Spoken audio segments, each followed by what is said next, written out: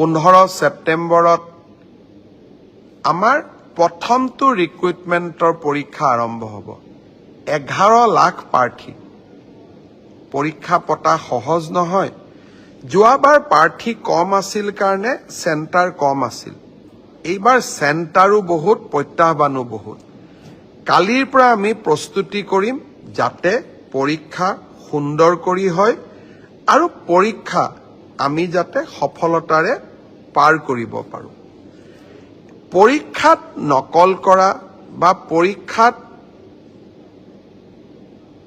নিয়মৰ বাহিৰত গৈ যিসকলে কপি কৰে, নকল কৰে, তেওঁলোকৰ বিৰুদ্ধে আমাৰ চৰকাৰে এখন বিধানসভাত আইন প্ৰণয়ন কৰিছে। ইয়াৰ ফলত পৰীক্ষাত নকল কৰা ব্যক্তিজনক গ্ৰেপ্তাৰ কৰাৰ উপৰিও তেওঁৰ ঘৰুৱা সম্পত্তিসমূহো চৰকাৰে অধিগ্ৰহণ কৰাৰ এক ডাঙৰ ক্লজ এই আইনকেইখনত আছে।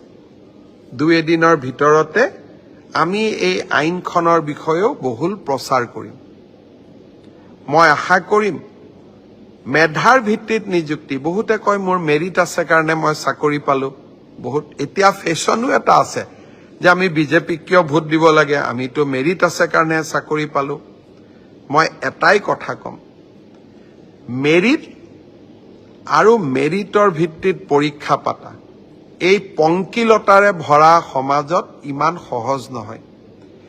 এক প্ৰকাৰ অহা কালি পৰহিৰ পৰা আমাৰ অফিচাৰসকলে ৰাতিয়ে দিনে কাম কৰিব লাগিব যাতে 15 ছেপ্টেম্বৰৰ পৰীক্ষা নিকা হয়। কিন্তু মুখ্যমন্ত্ৰী বা আন মন্ত্ৰীসকলে যদি বিচাৰে পৰীক্ষা নিকা হ'ব নালাগে, মোৰ মানুহে চাকৰি পাওক, তেতিয়াহ'লে সকলো কথা সহজ। 7ৰ বিপৰীতে গৈ আমি কাম কৰিছোঁ। পৰীক্ষা নিকা হওক, আমাৰ মানুহে পাওক নাপাওক, মেধাৰ ভিত্তিত চাকৰি হওক। এই সংকল্পক সিদ্ধিলৈ ৰূপান্তৰ কৰা এটা অতি কঠিন কাম। 15 ছেপ্টেম্বৰত আমি আকৌ এটা শিক্ষাৰ্থীসকলেও পৰীক্ষা দিব, চৰকাৰেও এটা কঠিন পৰীক্ষাৰ সন্মুখীন হ'ব। মই আপোনালোকৰ সহায় সহযোগিতা বিচাৰিম। আমি কেইবাটাও টেলিফোন নম্বৰ দিম। কোনোবাই যদি ক'ৰবাত কিবা এই ধৰণৰ বেআইনী ঘটনাৰ সুযোগ পায়, নকল কৰাৰ ঘটনাৰ খবৰ পায়, কিবা নকৰিবলগীয়া কাম কৰিব এনেকুৱা আগতীয়া খবৰ পায়, আপোনালোকে যাতে আমাক জনাব পাৰে। 15 ছেপ্টেম্বৰৰ পৰীক্ষাটো চৰকাৰে নহয়, অসমবাসীয়ে লগ লাগি আমি সুন্দৰ কৰি পালন কৰিব লাগিব।